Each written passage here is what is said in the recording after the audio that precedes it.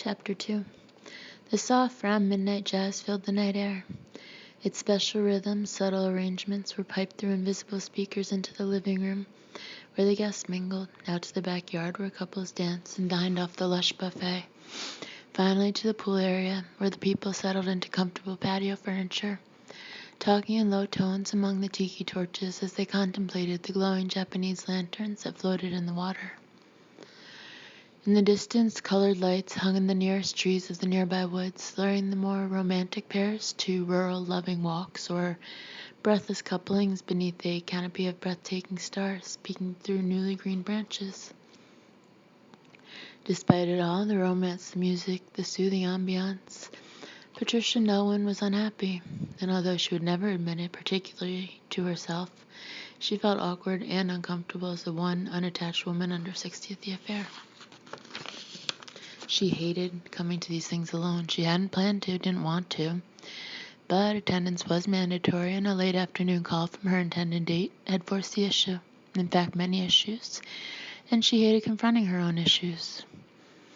At 37, she was capable of looking back on the first half of her life with a certain satisfaction.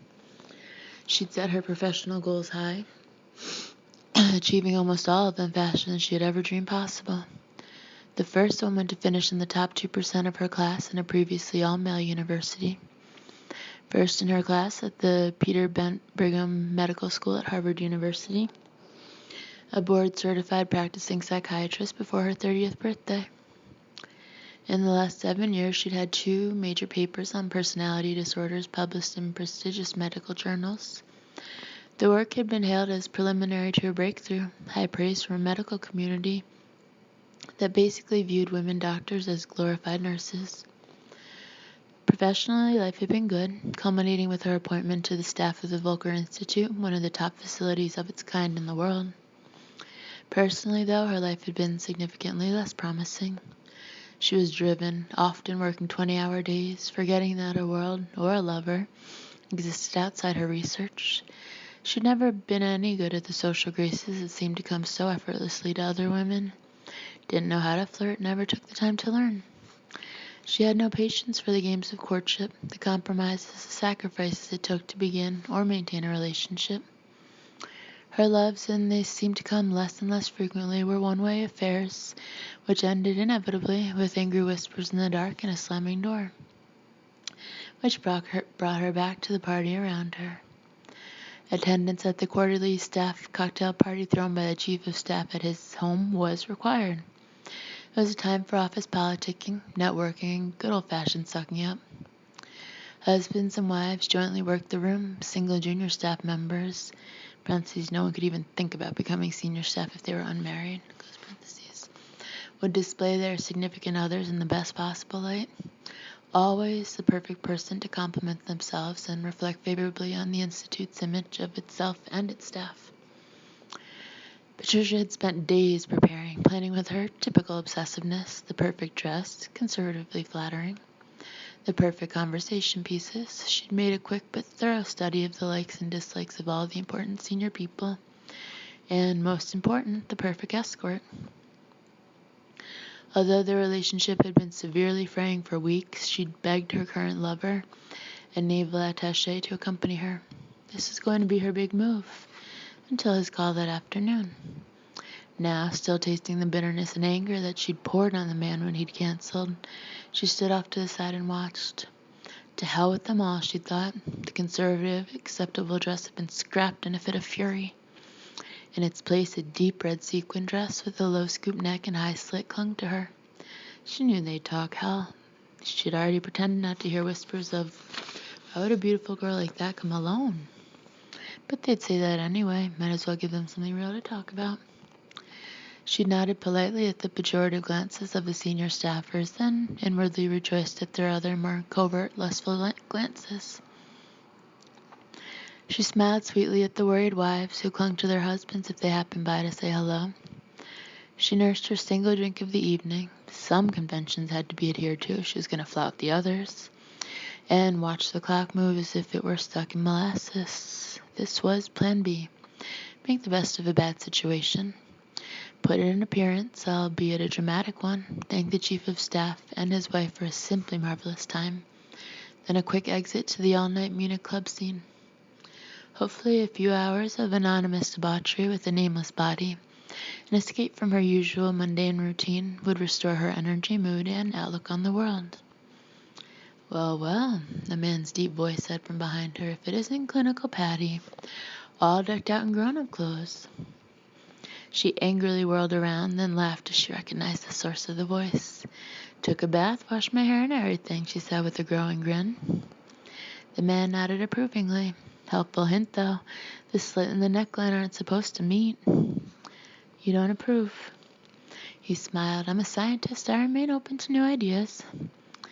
They both laughed as she threw her arms around him. I didn't know you were back yet, Jack, Patricia said, as she finished her drink and grabbed 2 more from a passing waiter. Dr. Jack Clemente, 67 years old, 150 pounds, spread sparingly across his 6'4" frame. Chief of Behavioral Research at the Institute, took the drink handed him. We flew in late this afternoon. How's Jenny? He smiled. Fine. He pointed across the patio at a short, heavy-set woman lasciviously attacking the buffet. She sent me over to keep you company while she feeds. Patricia laughed bitterly as she put her arm around him. How'd you know? I am a trained observer, he said in an intentionally pompous voice. I see things that mere mortals cannot. He paused. Clinical Patty is dressed like a girl. Not just a girl, but a highly noticeable girl. She chooses a design, color, even a place to stand to create maximum effect, knowing that none of these grim-faced bastards likes maximum effect from anybody, let alone its female drones. He paused as a coughing fit came over him. He held a handkerchief over his mouth, then, when it had passed, continued in a noticeably weaker voice. Conclusion. Clinical Patty is off the leash, on the prowl. This leaves us with one final question. His voice grew low and sympathetic. Your choice or not? Not. I warned you about diplomats. She leaned up, kissing him on the cheek. I just keep picking pal substitutes for you until the day you agree to run off with me. What about Jenny? Just leave me the credit cards and the bank books, darling, Jenny said as she came up to them. The rest she can have. The 2 women embraced warmly. How was Washington? Jenny shrugged. I wouldn't know. I spent my time in Georgetown and Virginia malls. Patricia looked at Jack, who was wiping a dribble of blood from the corner of his mouth. She pretended not to notice. I thought you 2 were on vacation? So did I, Jenny said with the slightest touch of bitterness. Jack polished his glasses on the lapel of his jacket. Something came up. Jack Clemente never used few words when many would do, and he never just answered a question. There was always a biting retort or bitter sarcasm. Something came up was so atypical that it immediately set off Patricia's alarm bells. She looked at him for a long moment, then turned to Jenny. Okay, she said slowly, what happened?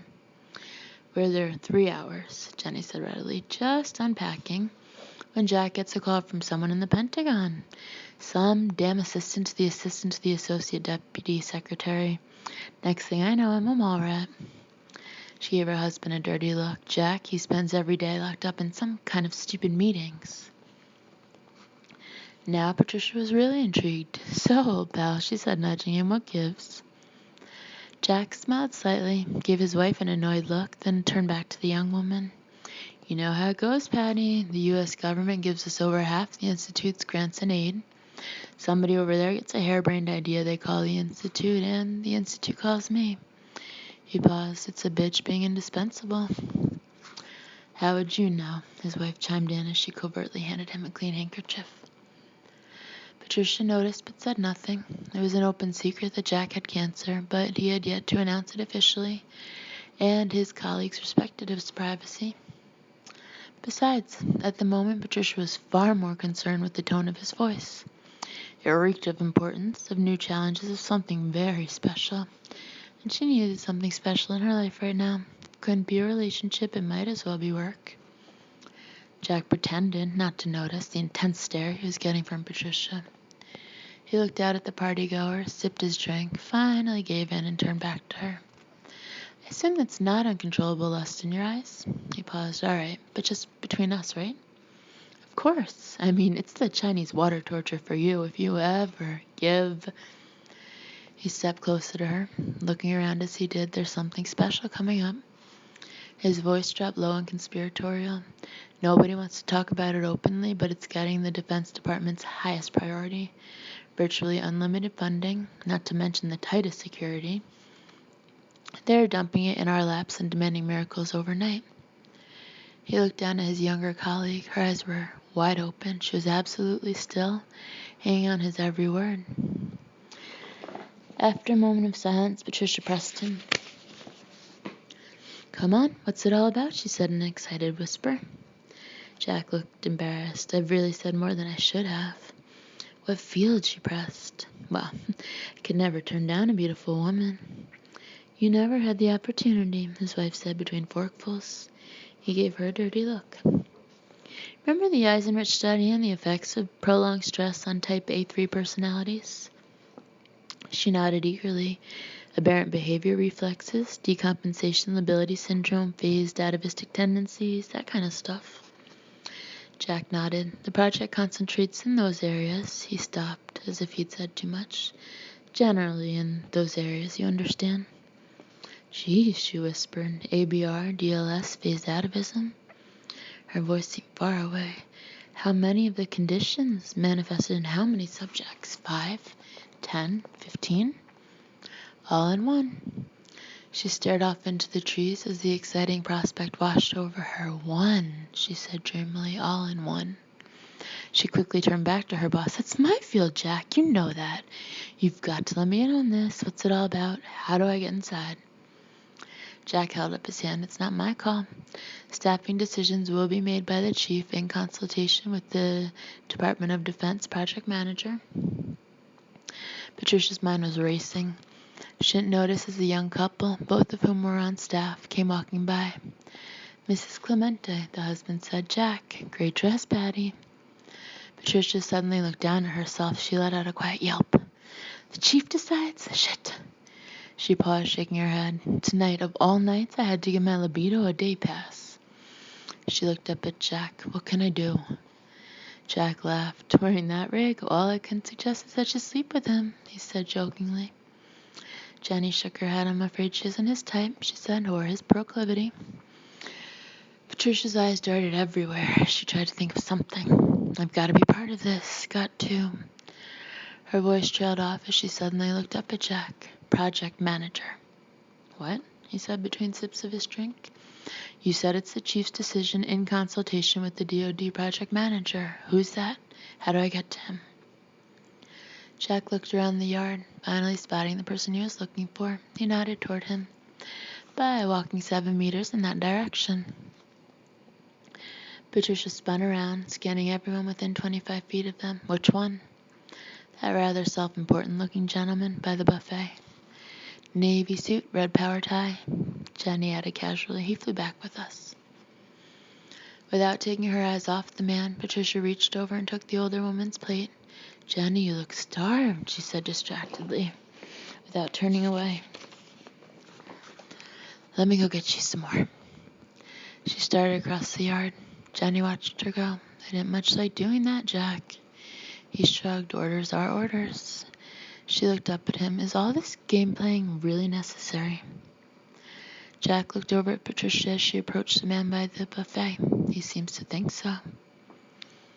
Patricia quickly gathered her thoughts as she approached the food-laden table and carefully studied the man in the blue suit. In his 50s, he was tall, 6'5", maybe taller, powerfully built. His shoulders bulged the seams of his off-the-rack suit jacket. A deeply tanned, heavily lined face with dark circles under otherwise clear eyes. His posture was ramrod straight, weight evenly distributed, wearing mid-range black leather shoes with laces, polished to within an inch of their life. In an instant, she realized he was line military, not a civilian DoD employee. And he was sniffing at the plate the waiter had just handed him. She smiled as she casually walked up to him. There's a door prize for the person who can come closest to identifying the main entree. He looked over at her briefly, then back to his plate. "I don't have a clue," he said in a confused voice, "and I'm afraid to ask." She cursed herself for forgetting to ask Jack the man's name. Dr. Medell's specialty is 15th century German cuisine. It can get a bit bizarre. She slowly played at putting some salad on her plate. "Who's Dr. Medell?" he asked as he put his plate down. "Head of the greenhouse. You mean he's the gardener?" He turned to her with a quizzical expression. She laughed what she desperately hoped was an alluring laugh. "No, that's just what we call it. It's actually the Center for Vegetative and Catatonic Subjects. They put him in charge of the refreshments this year." "They have burgers back in 15th century Germany?" He paused. "My name's Alex Beck, by the way." Patricia Nelwyn. Damn, she thought I should have said Patty. They shook hands. She felt the hard callus along the edge of his right hand. "I don't recall seeing you around here before," she said simply. "I just arrived today." He looked out at the party. "In fact, other than Dr. Tabbert and Dr. Clemente, you're the only person here I've met. Are you connected with the Institute?" Finally, an opening she could use. "I work in the Behavioral Research Center with Jack Clemente," she said eagerly. He seemed suddenly interested. "Really? For the last 4 years. Beck gestured at a nearby table. They walked over and sat down. "I may be doing some work with some of your people," he said as he stopped to wait her. He handed Patricia a glass of champagne and took a beer for himself. "That's why I'm here." "Well, if behavioral research is what you're looking for, we are the best in the business." She kicked herself in the ankle for sounding like a PR flag. "That is, we have some of the best minds in the business." Beck smiled at her obvious discomfort. "Are you one of them?" She tried to remember how to sound a mirror. "I like to think so," she said in a semi-modest tone. "Oh, come on," he prompted. "You can do better than that." "To hell with your mirror. If I wasn't," she said in a firm voice, "I wouldn't be here." He took a long drink of his beer, then looked at her with the most piercing stare she'd ever seen from a non-psychotic. At least didn't seem psychotic. "What do you know about unlearning instinctive behavior?" Something about the stare bothered her, so she decided to back off a little bit until she had a better handle on the man. "It's an odd question for a garden party." The stare was unrelenting. "You said you were one of the best. Prove it." A regretful look passed over his face. "I'm sorry, I get carried away sometimes." He took another swig of his beer. "It's a tough question to ask a nurse." All game-playing hesitancies and ambitions were instantly brushed away. "Doctor," she said in a low, angry voice. "Excuse me." MD, PhD, and almost a decade of clinical experience with some of the toughest psychopathologies you or anyone else could ever come up with. She was angry at Beck, at the naval attaché, at the misogynistic medical establishment, at men in general. "It is so damn condescending," she said as she leaned forward, "for you, for anyone, to just blithely assume that any woman working in a medical establishment is a nurse. I don't look at you and automatically assume that you dig ditches for a living." To her surprise, Beck was smiling. "I stand properly chastened." His smile embarrassed her. "I'm sorry," she said quietly. "You just pushed one of my buttons at the wrong time." She paused. "What was your question?" "Unlearning instinctive behavior. Is it possible?" "Sure." Pavlov extended out to the nth degree. Anybody can be conditioned to do anything. "What about survival behaviors?" "Why not? Same principle. Maybe harder to do, but the idea is the same." The smile disappeared from Beck's face. "How?" Patricia had pulled herself back together. Now she recognized a chance to impress the man. 2 ways. 1, behavior modification using positive and negative stimulus, like touching a lit light bulb. Survival instinct and experience prevent us from doing that, right? Right. So, you give the subject an even more unpleasant experience than being burned by the bulb every time he refuses to touch it. Then give an overwhelmingly pleasant experience when he does. After a while, if the positive reinforcement is strong enough, he'll go around looking for bulbs to touch just to get the reward. And be left with charred hands. She shrugged. An unfortunate byproduct. Beck seemed deep in thought. "What's the other way?" Chemically induced post-hypnotic suggestion. Plant an idea deep enough in a subject's subconscious, and they'll happily put a shotgun in their mouth and pull the trigger, just because they've become convinced that it'll clear up their sore throat. The problem with both your suggestions, doctor, he stressed the word, is that either way, you're left with an essentially deformed, vulnerable individual. Something in his tone struck her as odd. In what sense? She had completely forgotten the reason for her conversation with him. Beck looked off into the woods, and when he spoke, his voice seemed far away. Take a garden snail. A snail? As an example, a snail can detect salt from over 100 meters away, the equivalent of miles to you and me. When he detects it, he immediately begins to alter his course to avoid it, because instinctively he understands that if any portion of him comes in contact with any amount of salt, it will in effect dissolve him. Patricia leaned back and considered. What's your point? Although she knew and was considering it already. Beck kept looking at the woods. Remove his survival instinct, and he will eventually crawl out into that salt and dissolve painfully away. In theory, then, Patricia said, as if she were talking to herself, you would have to condition or teach the snail to continue to avoid the salt while removing the other parts of his survival behaviors. Could it be done? With a snail? Sure. A long pause, I think. Beck turned to her. Let me add to the problem. Okay. She was shocked. A tear hung unnoticed in the corner of his eye. 95% of survival behaviors are avoidance, right? Right. But what if you had a subject where 95% of the survival behaviors were aggressive or attacking? Could you remove those behaviors and leave the individual intact? No worse off than you or me when it came to dealing with survival issues. His voice had taken on a pleading tone. The experts would say no. So I've been told, Beck said quietly, looking down into his beer. But, she said as she considered the problem, it might depend on whether the behaviors were natural or had been learned. Dr. Tabbert, your chief of staff, disagrees. She laughed more loudly than she'd intended. I'm not surprised. Beck looked up at her, and Dr. Clemente thinks it would be a long shot at best. She thought carefully before responding. Jack's a good man, a brilliant clinician, but... No disrespect intended, but breaking new ground isn't his strong suit.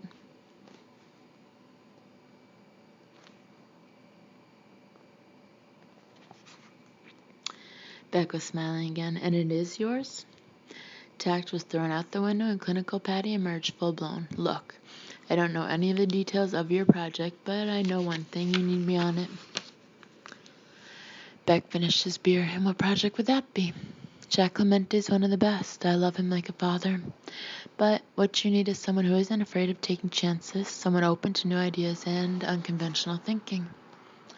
Really? He sounded amused. He stood to leave. It was a pleasure talking to you, Dr. Nelwyn. He started off into the house. Listen, Patricia said as she rushed to catch up with him. You screw around using conventional therapies with a full-blown DLS with phased atavism, you're going to end up with one of two things. Beck stopped and turned to face her, and they are. She looked him right in the eye. A dead man or another plant for Dr. Medell's nursery. For over a minute, Beck just looked down into the young woman's eyes. Finally, a shadow seemed to pass over his face as he started to turn away. I assure you, Doctor, the latter will never happen. He turned and walked away. Patricia just stood there, looking at the spot Beck had been standing on, her mind awash with replay after replay of their conversation. She had noticed when Jack came up behind her. So, how'd it go? She looked up into his gaunt face.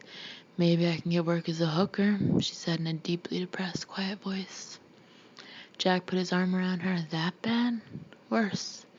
He took a deep breath. Well, at least you have the dress for it. The next morning, her mood having plummeted still further, seething with anger directed against herself, she wandered down an institute corridor toward the main elevator banks. She was distracted as she tried to continue her analysis of her conversation with Beck. It was an interesting challenge. All the current thinking on rehabilitating violent tendencies held to a single theme. Remove those tendencies, use therapy, medication, conditioning, or surgery, and you have succeeded, no matter the subject's capability to cope with the world thereafter. She'd seen the results of those treatments. Those washed out, colorless, emotionally neutered individuals were, in Patricia's mind at least, worse off than when they had manifested their violence. But society was deemed better, or at least safer, for their change. She stepped into the empty elevator, pushing the button for her office on the 3rd floor. "Hold, please." She reached out, pushing the door open button as the source of the call. A young resident came running up. "Guten Morgen, Dr. Nelwyn." She glanced at the young man, desperately trying to remember his name. "Hi," she returned to her thoughts. "You are presenting today, yes?" She snapped back out of her thoughts. She hated people who insisted on small talk. "What? No," she snapped. The young man seemed genuinely surprised. "Really?" He paused. His English wasn't very good, and he struggled for the words. "This Morgan, Dr. Tabert, leads 3rd-year rounds. I thought I heard him mention something about you being there." Patricia looked over at him in surprise as the elevator doors opened. She hurried out. After the party, she'd skip the clubs, preferring instead to head home and drown her troubles in Kahlua. She'd awakened that morning, still in her dress, 30 minutes after her alarm had rung. It was possible that in the anger, frustration, and liquor, she'd forgotten. She kept her head down as she headed for the safety of her office. "Dr. Nelwyn." She stopped as a nurse came over to her. "Hi," Patricia said quickly. "I'm just gonna pop into my office, right? Be right with you." The nurse put a restraining hand on her shoulder. "You don't have time. The chief's been paging you for the last 20 minutes. "Shit." "It's okay. I called and said you were dealing with an emergency." Patricia nodded her thanks. "You're a lifesaver." She smoothed her baggy slacks and loose blouse. After checking her severely tied back hair, she turned to the nurse. "I look all right?" "Fine," the woman smiled, "but I think I like the sequins better." Patricia grimaced as she headed back down the corridor. In the elevator, she mumbled to herself, "Rounds? So I thought those were—" A pause. "Rounds? Of course, it's just that a patient had a crisis and I—" She took a deep breath as the elevators opened on the top floor. The blue carpet, pale green walls, and soothing music always seemed, in some subliminal way, to make the walk down the long corridor much longer than it actually was. All the way, she concentrated on keeping her posture perfect, not looking to either side. She smiled softly at the woman behind the desk at the far end, who stared menacingly back in return. "Good morning, Mrs. Lott," Patricia said, as she approached the rather masculine woman. "Doctor," she picked up her phone and quickly dialed an intercom exchange. "Dr. Nelwyn, sir." A pause. "Of course, sir." She looked up at Patricia. "You may go in immediately." Not good, Patricia thought. Tabert always keeps junior staff waiting. She walked through the door, closing it behind her. Dr. Klaus Manfred Tabert, Chief of Staff of the Volker Institute, sat behind his highly polished, oversized desk, smiling pleasantly. The desk's surface was bare, not an inch of its mirror-like surface covered by a loose sheet of paper, the slightest blemish or smear. It reflected the light back toward Tabert, creating a halo effect. Junior staff constantly debated whether the halo was an unintentional result or the conscious attempt of the chief to make clear his godhood to subordinates. Either way, it was effective. "Good morning, Dr. Nelwyn." "Good morning, sir." She sat down in the indicated chair. It was soft cushioned, causing anyone sitting in front of the desk to drop below Tabert's head level, so that one had to look up to talk to him. "I'm sorry that I was unable to respond to your original